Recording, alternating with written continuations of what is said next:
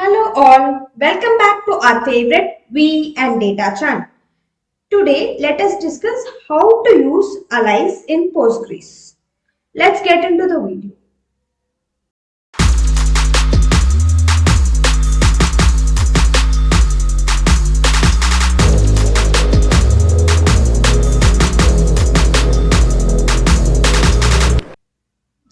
As discussed earlier, today we will go through what is alias in Postgres.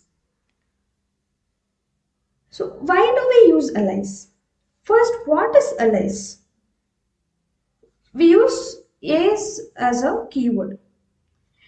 Alias is a kind of giving nickname. Similarly, in Postgres, we give alternate names to tables and columns which will not affect the actual table or column name, but still we can access it with the alias name. So, like we'll have some alias name, ABC alias A, like that. We can use it for table name and column name, both. So here we use customer table. Select customer ID as serial number. Customer name as, here I give alias name as name. And age as customer age from customer table. Let's run this query.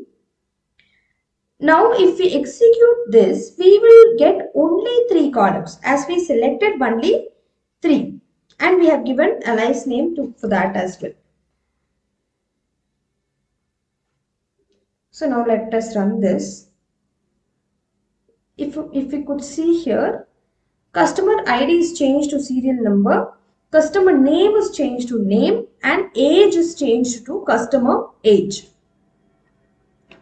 Now once again, if we select the customers table, it will show customer ID only because alias is a temporary name.